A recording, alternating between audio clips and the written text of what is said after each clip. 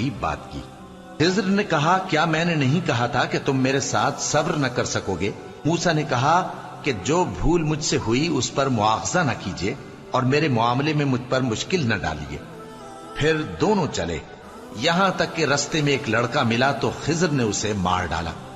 موسیٰ نے کہا کہ آپ نے ایک بے گناہ شخص کو ناحق بغیر قصاص کے مار ڈالا، یہ تو آپ نے بری بات کی۔ خضر نے کہا کیا میں نے نہیں کہا تھا کہ تم سے میرے ساتھ صبر نہیں ہو سکے گا؟ انہوں نے کہا کہ اگر میں اس کے بعد پھر کوئی بات پوچھوں یعنی اعتراض کروں تو مجھے اپنے ساتھ نہ رکھیے گا کہ آپ میری طرف سے عذر کے قبول کرنے میں حد کو پہنچ گئے ہیں۔ پھر دونوں چلے، یہاں تک کہ گاؤں والوں کے پاس پہنچے اور ان سے کھانا طلب کیا۔ انہوں نے ان کی ضیافت کرنے سے انکار کیا۔ پھر انہوں نے وہاں ایک دیوار دیکھی جو گرا چاہتی تھی تو خضر نے اس کو سیدھا کر دیا۔ موسیٰ نے کہا کہ اگر آپ چاہتے تو ان سے اس کا معاوضہ لے لیتے تاکہ کھانے کا کام چلتا۔ خضر نے کہا کہ اب مجھ میں اور تم میں علیحدگی، مگر جن باتوں پر تم صبر نہ کر سکے میں ان کا تمہیں بھید بتائے دیتا ہوں کہ وہ جو کشتی تھی غریب لوگوں کی تھی جو دریا میں محنت کر کے یعنی کشتیاں چلا کر گزارا کرتے تھے، اور ان کے سامنے کی طرف ایک بادشاہ تھا جو ہر اچھی کشتی کو زبردستی چھین لیتا تھا، تو میں نے چاہا کہ اسے عیبدار کر دوں تاکہ وہ اسے غصب نہ کر سکے۔ اور وہ جو لڑکا تھا اس کے ماں باپ دونوں مومن تھے، ہمیں اندیشہ ہوا کہ وہ بڑا ہو کر بد کردار ہوگا تو کہیں ان کو سرکشی اور کفر میں نہ پھنسا دے، تو ہم نے چاہا کہ ان کا پروردگار اس کی جگہ ان کو اور بچہ عطا فرمائے جو اخلاقی پاکیزگی میں بہتر اور محبت میں زیادہ قریب ہو۔ اور وہ جو دیوار تھی سو 2 یتیم لڑکوں کی تھی جو شہر میں رہتے تھے، اور اس کے نیچے ان کا خزانہ دفن تھا، اور ان کا باپ ایک نیک آدمی تھا۔ تو تمہارے پروردگار نے چاہا کہ وہ اپنی جوانی کو پہنچ جائیں اور پھر اپنا خزانہ نکالے۔ یہ تمہارے پروردگار کی مہربانی ہے، اور یہ کام میں نے اپنی طرف سے نہیں کیے، یہ ان باتوں کی حقیقت ہے جن پر تم صبر نہ کر سکے۔ اور تم سے ذوالقرنین کے بارے میں دریافت کرتے ہیں، کہہ دو کہ میں اس کا کسی قدر حال تمہیں پڑھ کر سناتا ہوں۔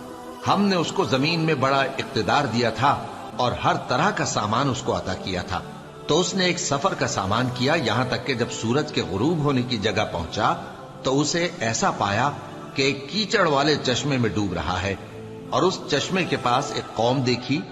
ہم نے کہا ذوالقرنین تم ان کو خواہ تکلیف دو خواہ ان کے بارے میں بھلائی اختیار کرو، دونوں باتوں کی تم کو قدرت ہے۔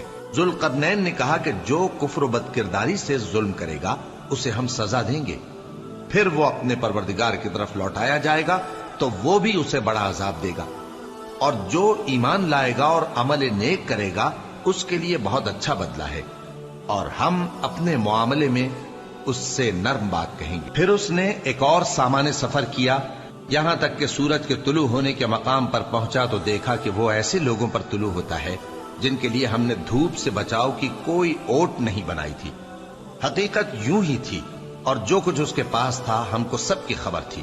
پھر اس نے ایک اور سفر کا سامان کیا، یہاں تک کہ 2 اونچے سیدھے پہاڑوں کے درمیان پہنچا تو دیکھا کہ ان کے اس طرف کچھ لوگ ہیں کہ بات کو سمجھ نہیں سکتے۔ ان لوگوں نے کہا کہ اے ذوالقرنین، یاجوج اور ماجوج اس علاقے میں فساد کرتے رہتے ہیں، بھلا ہم آپ کے لیے خرچ کا انتظام کر دیں کہ آپ ہمارے اور ان کے درمیان ایک دیوار کھینچ دیں۔ ذوالقرنین نے کہا کہ خرچ کا جو مقدور اللہ نے مجھے بخشا ہے وہ بہت اچھا ہے، تم مجھے قوت بازو سے مدد دو، میں تمہارے اور ان کے درمیان ایک مضبوط رکاوٹ بنا دوں گا۔ تم لوہے کے بڑے بڑے تختے میرے پاس لاؤ۔ چنانچہ کام جاری کر دیا گیا، یہاں تک کہ جب اس نے دونوں پہاڑوں کے درمیان کا حصہ برابر کر دیا اور کہا کہ اب اسے دھوکو، یہاں تک کہ جب اس کو دھونک دھونک کر آگ کر دیا تو کہا کہ اب میرے پاس تانبا لاؤ کہ اس پر پگھلا کر ڈال دوں۔ پھر ان میں یہ قدرت نہ رہی کہ اس پر چڑھ سکیں، اور نہ یہ طاقت رہی کہ اس میں نقب لگا سکیں۔ بولا کہ یہ میرے پروردگار کی مہربانی ہے، پھر جب میرے پروردگار کا وعدہ آ پہنچے گا تو اس کو ڈھا کر ہموار کر دے گا، اور میرے پروردگار کا وعدہ سچا ہے۔ اس روز ہم ان کو چھوڑ دیں گے کہ روئے زمین پر پھیل کر ایک دوسرے میں گھس جائیں گے، اور سور پھونکا جائے گا تو ہم سب کو جمع کر لیں گے، اور اس روز ہم جہنم کو کافروں کے سامنے لائیں گے جن کی آنکھیں میری یاد سے پردے میں تھیں اور وہ سننے کی طاقت نہیں رکھتے تھے۔ اب کیا کافر یہ خیال کرتے ہیں کہ وہ میرے بندوں کو میرے سوا اپنا کارساز بنائیں گے تو میں خفا نہیں ہوں گا؟